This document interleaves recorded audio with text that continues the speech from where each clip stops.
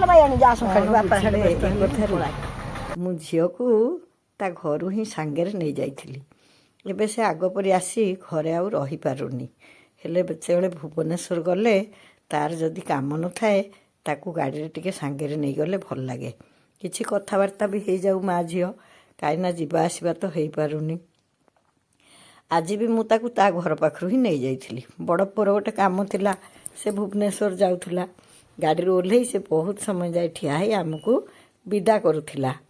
ମୁଁ ଗାଡ଼ି ବୁଲେଇ ସାରିଲା ପରେ ବି ସେ ଠିଆ ହେଇକି ଆମକୁ ଅନେଇଥିଲା। ମା ଝିଅର ସମ୍ପର୍କ ବଡ଼ ବିଚିତ୍ର। ଖାଲି କ'ଣ ମା ଝିଅ, ଛୁଆମାନଙ୍କ ସାଙ୍ଗେ ମାଆର ସମ୍ପର୍କ ସତରେ ଏ ସଂସାରର ବୋଧେ ସବୁଠୁ ଭଲ ସମ୍ପର୍କ। ଆମେ ମା ପୁଅ ତ ଭୁବନେଶ୍ୱର ଯାଉଥିଲୁ, ଆଉ ଝିଅକୁ ତ ମୁଁ ତା ଘରୁ ଉଠେଇ ଆଣିଲି ବୋଲି କହିଦେଲି ଆପଣଙ୍କୁ। ହେଲେ କାମଟା କ'ଣ ତ ମୁଁ କହିନି? କାମଟା ପୁରା କାଲିଠୁ କହିଦେଇଛି। ମୁଁ ଯାଉଥିଲି ନାକ ପଡ଼ିଆକୁ। ହଁ ତୁ ଖାଲି କାମ କରିବାକୁ ଆଇଲା। ଆଜି ମୋ ତିନି ପୁଅଙ୍କୁ ମୁଁ କାମ କରିବାକୁ ଡାକିଛି। ମୁଁ ଆସିକି ଅଧଘଣ୍ଟେ ହେଲା କାମ କଲିଣି। ମୋ ପୁଅ କହୁଛି ସେ ଫାଷ୍ଟ। ଏଇଠି ଇଏ ବି ଆସିଗଲେଣି। ଆରେ ତୁ କେମିତି ଫାଷ୍ଟ ହେଲୁ? ମୁଁ ଫାଷ୍ଟ। ହଉ ହଉ, ତିନିଙ୍କ ଭିତରୁ ତୁ ଫାଷ୍ଟ। ତୋ ସାଙ୍ଗେ ଆଗ ଭିଡିଓଟା ସେୟାର କରିଦେବି। ସମସ୍ତେ ଭାବିବେ ତୁ ଏକା କାମିକା, କିନ୍ତୁ ସମସ୍ତେ ଯାହା କରିବେ ସେଇଟା ପଛରେ ତମେ ପୁରସ୍କାର ଦବ। ତମେ ଖାଲି ଜଗୁଆଳ, ତମର ଥାର୍ଡ ଫାର୍ଡ କିଛି ହବା ଦରକାର ନାହିଁ। କଣ କାମ କରିବୁ? ପୁରା ଓବିଡିଏଣ୍ଟ ୱାର୍କର ଆସିଗଲା ଆଜି ମୋର ନମ୍ବର 1 ମୋ ପୁଅ। ହଉ ଠିକ ଅଛି, ଆ ମୁଁ କାମ ବତେଇବି ତତେ। ଦେଖିଆ ବଗିଚାଟା ଆଗ ଦେଖି। ମୁଁ ଏବେ ଭାବୁଛି ସେଇଭଳିଆ ଗୋଟେ ଜୀବନ ଆଉ ବୋଧେ ଆଉ କିଏ ଏ ସମୟରେ ଜିଉଥିବେ କି ନାହିଁ ମୁଁ କହିପାରୁନି। ମୁଁ ଯାହା ବି କାମ କରେ ମୋ ପିଲାମାନଙ୍କୁ ମୁଁ ସାଙ୍ଗରେ ରଖିଥାଏ। 4ଟି ପିଲା ଛୋଟିଆ ଛୋଟିଆ, କେହି ଗୋଟେ ତା ଭିତରେ ବଡ଼ ନାହିଁ ଯିଏ ସେମାନଙ୍କୁ ବୁଝେଇ ପାରିବ। ଆଉ ଆଖିରୁ ତାଙ୍କୁ ଉଢାଳ କରିକି ମୁଁ ଚଳିପାରେନି। ହେଲେ ଏତେ କାମ, ତାଙ୍କୁ ତ ଜଗିବାକୁ ସମୟ ନାହିଁ। ମୁଁ ଗୋଟେ ବୁଦ୍ଧି ପାଞ୍ଚିଥିଲି। ମୁଁ ଯାହା କରେ ମୋ ପିଲାମାନଙ୍କୁ ମୁଁ ସେଇଥିରେ ଲଗାଏ। ତାଙ୍କ ପାଇଁ ଛୋଟ ଛୋଟ କୋଦାଳ, ଛୋଟ ଛୋଟ ଗାଙ୍ଗୁଲା ପରି ଅଳିଆ ବୋହିବାକୁ, ଗୋବର ବୋହିବାକୁ। ମୁଁ ଗୁହାଳ କାମ କଲେ ସେମାନେ ମୋ ସାଙ୍ଗରେ ଥାଆନ୍ତି। ଏ କଥା କହିଲା ବେଳକୁ ସିଆଡ଼େ ଲିପି କଥାଟା ରହିଯିବ। ଆମେ ଯେତେବେଳେ ବି ବାଡ଼ିରେ କାମ କରୁ, ମୁଁ ଘରେ କିଛି ଖାଇବା ଜିନିଷ ତିଆରି କରି ଥୋଇ ଦେଇ ଆସିଥାଏ। ସେତେବେଳେ ତ ବହୁତ ଯାଇକି ଘରୁ ଆଉ ସେ ଜିନିଷ ଆଣିପାରିବିନି। ଗାଧେଇଲେ ଯାଇ ଘରକୁ ଯିବି। ଇଏ ସବୁ ଅଣାଅଣି କରନ୍ତି। ଏତିବେଳକୁ ବଡ଼ ପୁଅ ଆସି ପହଞ୍ଚିଗଲା। ଆଉ ମୋତେ ଦେଖେଇଲା ଗଛରେ କେତେ ଶୁଆ। ତା ଆଖି ସବୁବେଳେ ଏମିତି ଜାଗାରେ ହିଁ ପଡ଼େ। ଆଜି ଦେଖୁନାହାନ୍ତି ଉଡ଼ିଗଲେ। ଆସିଗଲା ଆଜି 3 ନମ୍ବରରେ। ଆଣିଦେଲା ବେଳେ ମୁଁ ଏଇଟା ହଉଛି ମୋର ସବୁଠୁ ବୁଦ୍ଧିମାନ ଆଉ କାଛାଦିଆ ପୁଅ, ତେଣୁ ତାକୁ ଗୋଟେ ବୁଦ୍ଧିମାନ କାମ ଦେଖେ ଖାଇବାକୁ ମିଳୁଛି। ସେତେବେଳେ ଯାହା ମଲ୍ଲି ଗଛର ଦାୟିତ୍ୱ ଦେଲି। ବହୁତ ଲେଟ୍ ହେଲାଣି, ଖାଇବାକୁ ମଲ୍ଲି ଗଛ ଦାୟିତ୍ୱ ଦଉଛି। ଚୁଙ୍ଗା, ବାବାଇ, ଜାଙ୍ଗୁ 3 ଯାକ ଆସି 3 କିସମର କାମ କରୁଥିଲେ। ଚୁଙ୍ଗାଟାର ବୁଦ୍ଧି ଭାରି ସୂକ୍ଷ୍ମ, ତେଣୁ ସେ ସୂକ୍ଷ୍ମ କାମ ସବୁ ଭଲ କରେ। ତାକୁ ମୁଁ ମଲ୍ଲି ଗଛର ଯତ୍ନ ନେବା ପାଇଁ କହିଲି।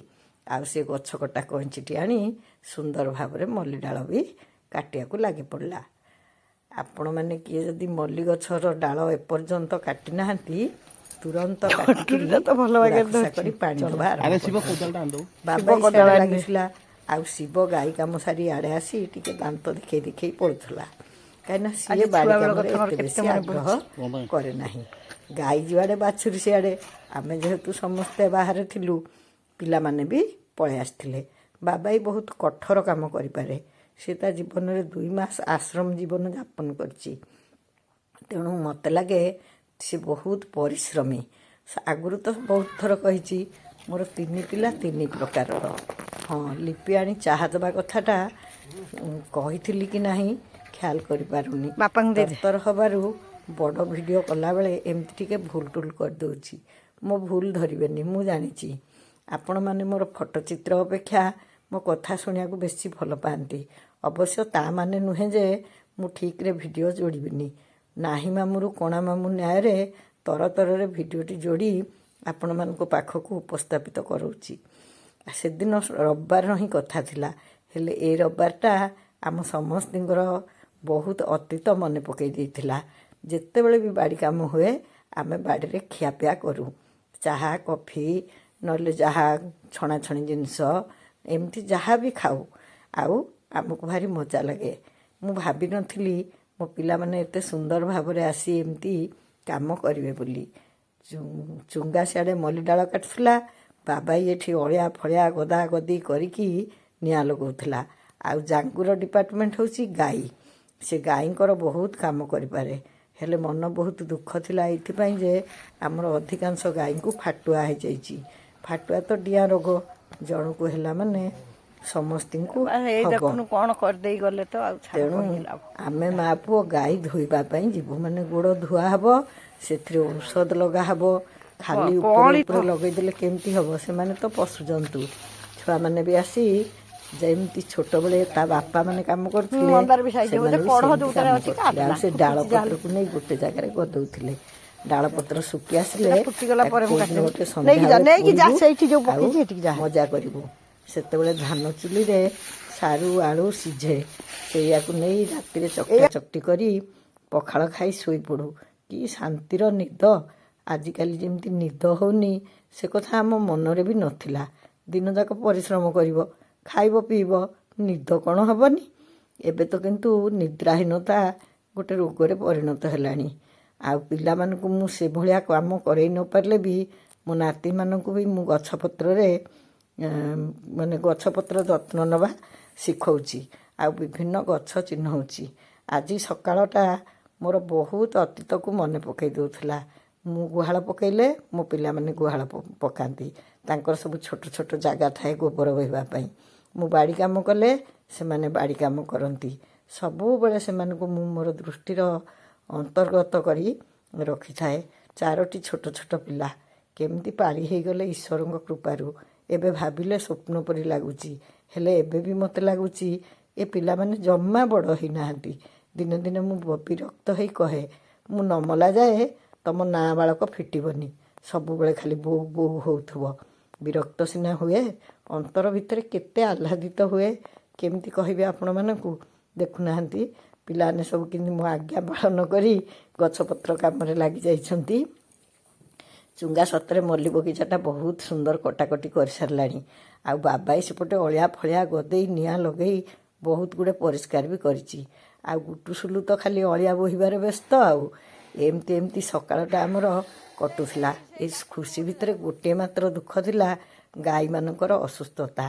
ମୁଁ ବହୁତ ଦିନ ହେଲା ଗୁହାଳକୁ ଯାଉନଥିଲି, ହେଲେ ଏବେ ବାପରାଣୀ ଢିଙ୍କିଗିଳି ନଗଲେ ଗତି ନାହିଁ।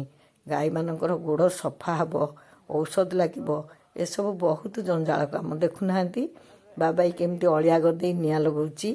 ଆଉ ଆମେ ରେଡ଼ି ହେଉଥିଲୁ ଗୁହାଳକୁ ଯିବା ପାଇଁ। ଗରମ ପାଣି ଦରକାର। ହଁ, ବାବାଇ ଗଛମାନଙ୍କୁ ସଫାସୁତୁରା କରି ତାଙ୍କ ମୂଳରେ ଟୋପେ ଟୋପେ ପାଣି ଦେଇଦେଲା। ଗୋଟେ ଗଛରେ ପାଣି ଦେଇକି ଆଉ ଗୋଟେ ଗଛରେ ପାଣି ନଦେଲେ ମୋତେ ଭାରି କଷ୍ଟ ଲାଗେ। ସେଇଥିରୁ ମୁଁ କହିଲି, ଯଦି ସବୁ ଗଛରେ ଦେଇପାରିବୁ ଦେ। ସେ ପାଣି ଦେବାକୁ ଲାଗିଲା ବେଳକୁ ମୁଁ ଦେଖିଲି କନିଅର ଗଛର ଗୁଡ଼ାଏ ଅଯଥା ଡାଳ ତଳେ ଲୋଟୁଛି, ଗଛ ମୂଳକୁ ଭଲରେ ପାଣି ଯାଉନି। ତେଣୁ ମୁଁ ଟିକେ ତାକୁ କଟାକଟି କରିବାରେ ଲାଗିଗଲି। ମୁଁ ଖାଲି ଏପଟ ସେପଟ ହେଇ ତଦାରଖ କରୁଥିଲି।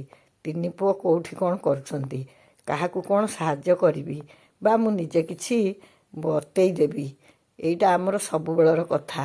ବତାବତି କରିବା, ତଦାରଖ କରିବା ଦାୟିତ୍ୱଟା ସବୁବେଳେ ମୋର। ଇଏ କିନ୍ତୁ ସବୁବେଳେ ପାଖେ ପାଖେ ଥାଆନ୍ତି, ଆଉ ଆମକୁ ଉତ୍ସାହିତ କରୁଥାନ୍ତି। ଏତେବେଳକୁ ପୁଣି ଆସିଗଲା ଲେମ୍ବୁ ପାଣି। ଚାହା ପିଆ ସରିଥିଲା, ଲେମ୍ବୁ ପାଣି ନ ପିଇଲେ ଗୁଡ଼ାଏ ବେଳ ହେଲାଣି। ତେଣୁ ଦୀପ୍ତି ଆଣି ସମସ୍ତଙ୍କୁ ଲେମ୍ବୁ ପାଣି ଦେଲା। ବାରି କାମ ବେଳେ ଆମେ କ୍ଷୀର ଚାହା ଆଜି ପିଇଲୁ ନାହିଁ, କାହିଁକିନା ସକାଳୁ କେହି କିଛି ଖାଇନୁ। କ୍ଷୀର ଚାହା ପିଇଲେ ଗ୍ୟାସ୍ ହେବ, ଆଉ ଖାଲି ନାଲି ଚାହା ପିଇ କେତେବେଳେ ରହିବୁ। ତେଣୁ ବୋହୂମାନେ ମନ ଜାଣି ଚାହା ଆଉ ଲେମ୍ବୁ ପାଣି ପରସୁଥିଲେ। ମୁଁ ଗରମ ପାଣି ନେଇ ଗୁହାଳକୁ ଗଲି। ପାଣିରେ ପଟାସ ପକା ହେଲା। ଗୋରୁ ଜନ୍ତୁ, ଖୁରାରେ ତ ଗୋବର ଭର୍ତ୍ତି। ଆଗ ଖାଲି ପାଣିରେ ଖୁରା ସବୁ ଧୁଆ ହେଲା, ତାପରେ ପଟାସ ପାଣି ପକା ହେଲା, ତାପରେ ପୁଣି ଔଷଧ ପକା ହେଲା। ଗୁଟୁ ସାଙ୍ଗରେ ଗୋଡ଼େଇକି ଯାଇଥିଲା ବୋଲି ନିଜେ ହିଁ ପଚାରିଲା, କହିଲା ବୋଉ ଭିଡ଼ିଓ କରିବି? ମୁଁ କହିଲି ହଁ ଠିକ୍ ଅଛି, କାହିଁକି ବି ନ କରିବୁ। ଯାହା ହେଇଛି ସବୁ ତ କୁହା ଚାଲିଛି। ସିଏ ହିଁ ଏଇ ଭିଡ଼ିଓ ସବୁ କରିଛି, ଏତେ ପରିଷ୍କାର ଭାବେ କରିପାରିନି। ପ୍ରକୃତରେ ଆମେ ଗାଈର କ'ଣ କରୁଥିଲୁ। ଗାଈ କାମ କରିବା ଏତେଟା ସହଜ ନୁହେଁ। କାଳେ କେତେବେଳେ କେଉଁଠି ଖୁରା ବଜେଇ ଦେବେ। ଦେଖିଲେଟି କେମିତି ସେ ଗୋଡ଼କୁ ହଲଉଛି। ଟିକେ ବଳ ନହେଲେ ଏ କାମ କେମିତି ହେବ। କିନ୍ତୁ ଆପଣ ଯେକୌଣସି ପଶୁ ବି ରଖନ୍ତୁ, ସେମାନେ ବହୁତ ବୁଝିପାରନ୍ତି ଆଉ ତାଙ୍କ ଦେହ ମୁଣ୍ଡ ହେଲେ ସହଯୋଗ କରନ୍ତି। ଏଇଟା ମୋର ନିଜସ୍ୱ ଅନୁଭୂତି। ଆମେମାନେ ସବୁ ଗୋ ସେବାରୁ ବା ଗୋପାଳନରୁ ଦୂରେଇ ଯାଉଛେ, ଯିଏକି ଆମକୁ ସୁସ୍ଥ ରହିବାର ସବୁ ଦେଖିଲେଟି କେମିତି ସେ ନାତୁକୁ ଛାଟିଲା। ଜାଙ୍ଗୁ ବୋଲି ସିନା ସମ୍ଭାଳିଗଲା, ମୁଁ କ'ଣ ସମ୍ଭାଳି ପାରିଥାନ୍ତି? ଆମର ଯଦି ସକ୍ଷମତା ଅଛି ତେବେ ଗୋଟେ ଅଧେ ଗାଈ ପାଳିବା ନିହାତି ଭଲ। ହେଲେ ଆଙ୍କ ଭଳି ଏମିତି ପଲ୍ହେ ଗାଈ ରଖିବାକୁ ବି ମୁଁ କାହାକୁ କହିବିନି। ଦେଖିଲେ ଗାଈଟି କେମିତି ଛୋଟେଇ ଛୋଟେଇ ଯାଉଛି। ଶୀତ ଦିନ ତାକୁ ଗାଧେଇ ବି ଦେଇ ହେଉନି। ଗୁଡ଼ିଏ ଗାଈ ରଖିକି ବେଳେବେଳେ ମୁଁ ବଡ଼ ବିରକ୍ତ ହୁଏ, ହେଲେ କରିବାକୁ ତ ପଡ଼ିବ। ମା ପୁଅ ଗାଡ଼ି କାମ କଲାବେଳେ କଥା ହେଇଥିଲୁ ଆମେ ଭୁବନେଶ୍ୱର ଯିବୁ। ସିଏ ଭୁବନେଶ୍ୱର ଯିବା କଥା କହିବାରୁ ମୁଁ ବି ତା ସାଙ୍ଗେ ବାହାରି ଯାଇଥିଲି। ଆଜି ଦିନ ଯାକ ମୋର 4 ପିଲାଙ୍କ ମେଳରେ ହିଁ କଟିଥିଲା। ତେଣୁ ମନ ବହୁତ ଖୁସି ଥିଲା। ସବୁବେଳେ ପିଲାମାନେ ପାଖରେ ଥିଲେ ବି ଏତେ ବେଶୀ ମିଶିବାକୁ ସମୟ ହୁଏନି। ସେମାନେ ତାଙ୍କର ଅଫିସ କଚେରୀ ପଳାନ୍ତି, ଆଉ ରବିବାର ଦିନ ତ କିଛି ନା କିଛି ପ୍ରୋଗ୍ରାମ ଥାଏ। ଆଜିର କାର୍ଯ୍ୟକ୍ରମ କିନ୍ତୁ ମୋତେ ବହୁତ ଖୁସି ଲାଗୁଥିଲା। ଆମେ ସମସ୍ତେ ହିଁ ଖୁସି ଥିଲୁ। ପିଲା କ'ଣ, ବୋହୂମାନେ କ'ଣ, ଇଏ କ'ଣ, ନିଜ ନିଜ ଭିତରେ ପଛ କଥା ପକେଇ ଖୁସି ହେଉଥିଲୁ। ସେଇଥିପାଇଁ ଭାବିଲି ଏ ଭିଡ଼ିଓଟା ବି ମୁଁ ଆପଣମାନଙ୍କୁ ବାଣ୍ଟି ଦେବି। ଆଉ ନାକ ଫୋଡ଼ିବା କଥା ତ ଆଗରୁ ଦେଖେଇ ଦେଇଛି, ତେଣୁ ଭୁବନେଶ୍ୱରରେ ଯାଇ ନାକ ଫୋଡ଼ିବା ବିଷୟରେ ଆଉ ଏଠି ଦେଖାଇଲି ନାହିଁ। ସାମାନ୍ୟ ନାକଟେ ଫୋଡ଼ିବାକୁ ଆପଣମାନେ କିଏ ଡରୁଛନ୍ତି କି? ଯଦି ଇଚ୍ଛା ହେଉଛି ନାକ ଫୁଲଟେ ପିନ୍ଧନ୍ତୁ, ସେଥିରେ କ'ଣ ଅସୁବିଧା ଅଛି?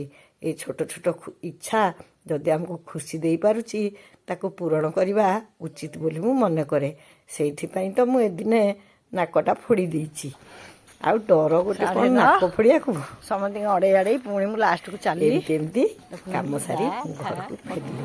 ଆଜିର ଭିଡ଼ିଓ ଆପଣମାନଙ୍କୁ କେମିତି ଲାଗିଲା ନିଶ୍ଚୟ ଯାଉଛି ଗାଧେଇ ପାଧେଇ ଆଗ କ'ଣ ଟିକେ ଖାଇବି, ତାପରେ ଯେଉଁ କଥା